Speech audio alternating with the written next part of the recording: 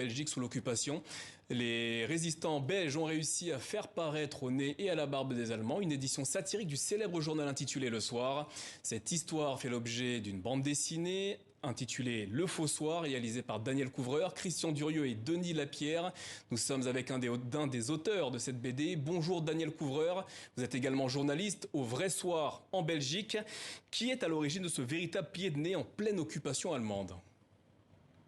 À l'origine de cette histoire, il y a un certain Marc Aubrion, qui est un ancien du Soir. Il y avait travaillé un petit peu avant-guerre et qui était entré dans la résistance. Et donc, dans la résistance, il était chargé de l'impression des journaux, divers journaux qui étaient édités évidemment par les résistants. Et il a eu l'idée de faire autre chose qu'un journal de résistants. Il voulait faire un journal qui toucherait l'ensemble de la population pour lui démontrer, on va dire, le côté propagandiste du Soir qu'on pouvait trouver en kiosque et qui était évidemment aux mains des Allemands et qui n'était plus du tout le Soir qu'on avait connu avant la guerre, un journal indépendant et libre. En quoi cette histoire n'était-elle possible qu'en Belgique ?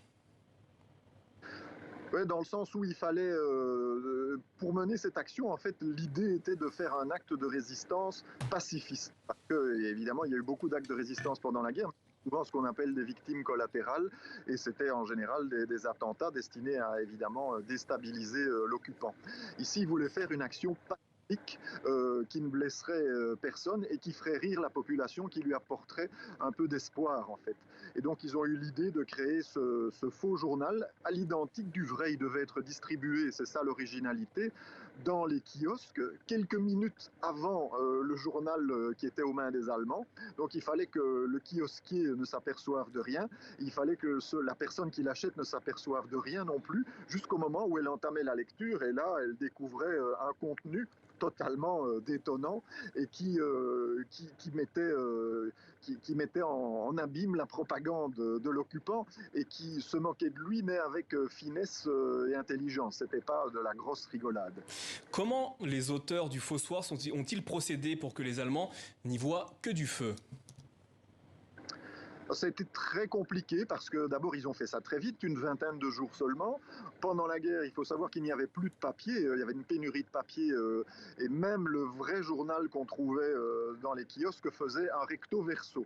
Donc pour trouver du papier, pour imprimer un recto verso, même avec l'appui des Allemands, c'était déjà compliqué. Si vous étiez résistant, il fallait l'acheter sous le manteau, il fallait trouver l'argent pour l'acheter, il fallait le stocker, il fallait trouver un imprimeur, il fallait organiser la distribution dans un timing extrêmement serré. Puisque les journaux devaient se trouver en kiosque seulement quelques minutes avant ceux que les Allemands distribuaient, sinon on se serait aperçu de la supercherie.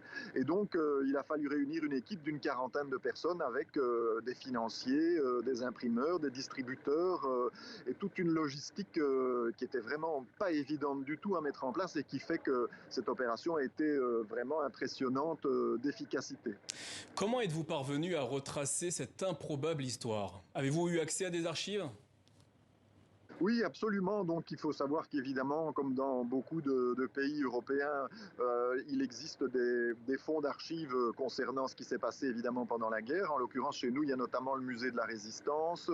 Et dans les archives, plusieurs des personnalités qui avaient, disons, travaillé sur ce Fossoir avaient laissé et légué leur version des faits. En fait, ils ne l'avaient rien publié, mais ils avaient écrit leur version des faits et elle était conservée, archivée. Donc on a été lire ces différents témoignages qui étaient très éclairants sur différents aspects de l'opération et on a pu, grâce à ça, cerner les personnalités qui étaient autour de cette action et les rendre proches et vivants du lecteur.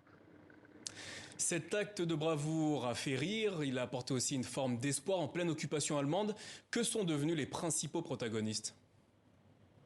Alors ils ont presque tous malheureusement été arrêtés plusieurs mois plus tard parce que l'opération était très bien montée, ils avaient pris énormément de précautions, y compris rogner les bords du papier parce qu'il faut savoir qu'une une rotative a des marques spécifiques comme une machine à écrire et donc on peut identifier la rotative sur laquelle on a imprimé un journal grâce aux petites marques laissées sur les bords.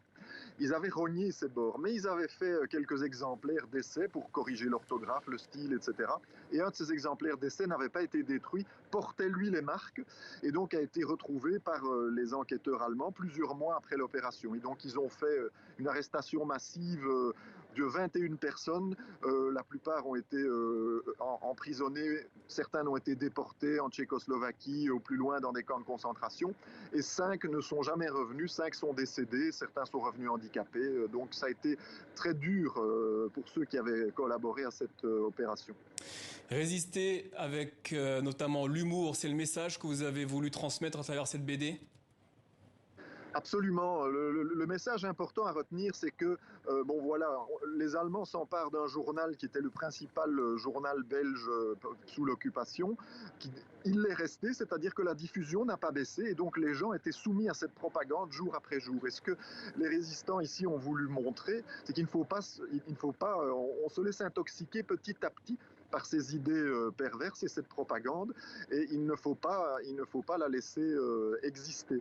Et donc c'est quelque chose qui se passe aujourd'hui dans certains pays européens comme la Pologne ou la Hongrie, ou on peut aussi parler d'un pays non européen, la Turquie, où la presse n'est plus libre. Eh bien, quand la presse n'est plus libre, elle est toujours là, elle est toujours diffusée, et les idées non démocratiques se répandent grâce à cette presse sous contrôle. Et donc le but était de démonter le mécanisme de la propagande par l'humour, pour montrer aux gens qu'il est important de ne pas croire tout ce qu'on écrit au premier degré, de garder son esprit critique et de savoir faire la différence entre une fake news et une nouvelle dont on va dire recoupée comme il se doit, comme il se faut. Merci. Merci Daniel Couvreur, merci d'avoir répondu à nos questions. Je rappelle le titre de cette BD, Le Fossoir, publié notamment aux éditions Futuropolis. Merci de nous avoir suivis, belle journée à toutes et à tous sur TV5 Monde.